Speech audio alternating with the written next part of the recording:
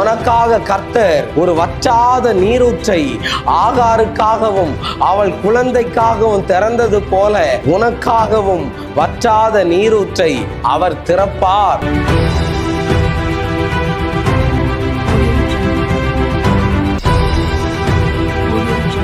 ஓ, உன் திருமண தடை இன்னைக்கு உடைவதாக. ஓ, கர்த்தர் தீர்க்க தரிசனமா சொல்றாரு. நிறைய பேருடைய சாபம் உடையுது, நிறைய பேருடைய கட்டு உடையுது.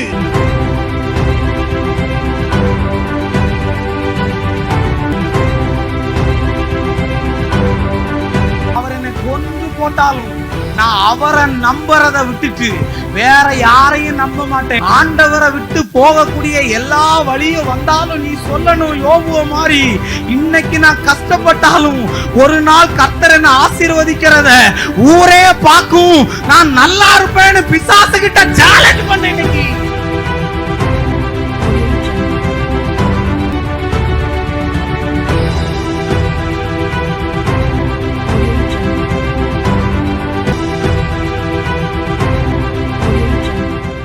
கர்த்தருக்குள் அன்பான தேவ பிள்ளைகளே, ஆண்டவரும் இரட்சகருமாகிய இயேசுவின் நாமத்தில் உங்களுக்கு என் அன்பின் வாழ்த்துதலை தெரிவிக்கிறேன்.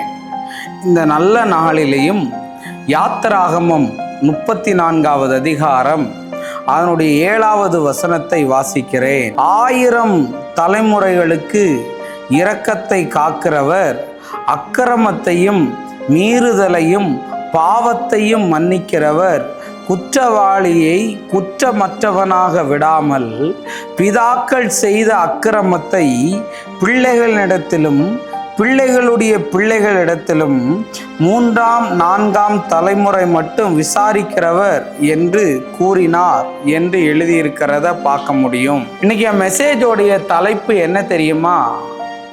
இதை மட்டும் சேர்த்து வைக்காதேன்னு நான் பேச விரும்புகிறேன். எதை பிரதர் சேர்த்து வைக்கக்கூடாதுன்னு சொல்கிறீங்களா? பணத்தை சேர்த்து வை, தப்பு இல்லை.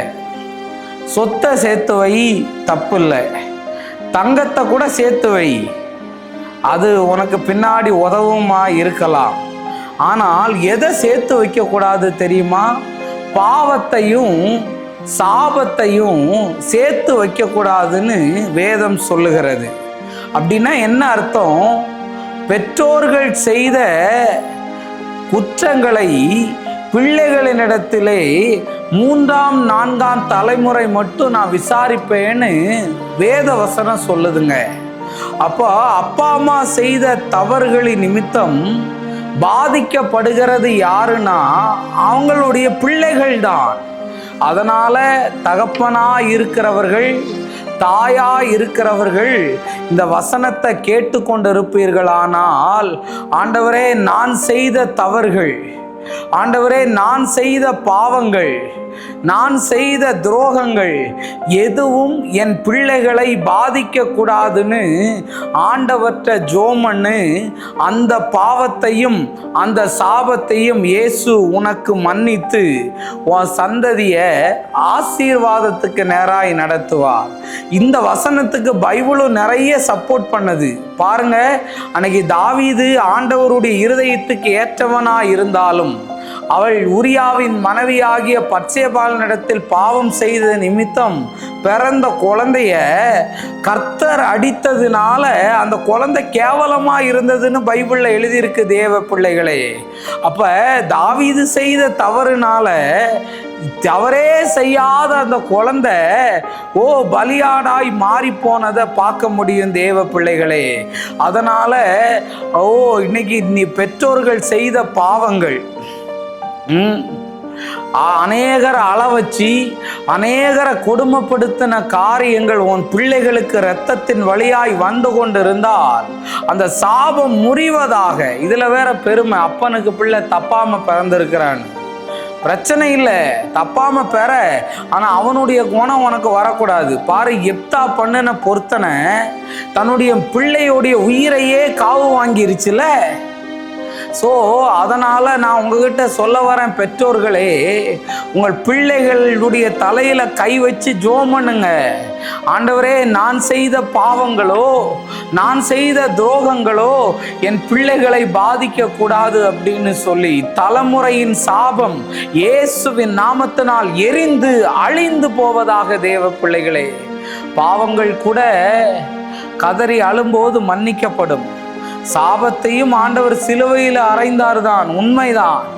ஆனால் சில சாபங்கள் பின்தொடர்ந்து வருகிறது என்றால் ஆண்டவரிடத்திலே ஒப்புரவாக வேண்டிய விஷயத்தில் ஒப்புரவாகி பாரு. அப்பா பொண்ணு விஷயத்தில் வீக்காக இருந்தால் மகனுக்கும் அந்த குணம் இருக்கும். அப்பனை மாதிரியே இருக்கிறான்னு சொல்லுவாங்க பாரு. அதெல்லாம் என்ன தெரியுமா? 3ஆம் 4ஆம் தலைமுறையில் வருகிற சாபம். தப்பு பண்ணினது யாரோ, தண்டனை அனுபவிக்கிறது வேற யாரோ. அதனால் தயவு செஞ்சு நான் சத்தியத்தை பேசியிருக்கிறேன், இதை கேட்டு விடுதலையாகுங்க. நான் உங்களுக்காக ஜெபிக்கிறேன்.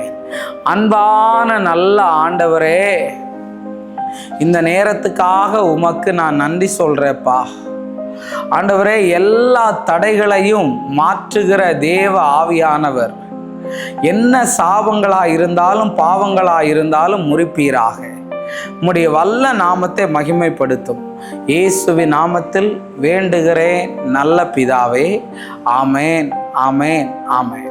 God bless you. கர்த்தர் உங்களை ஆசீர்வதிப்பாரா.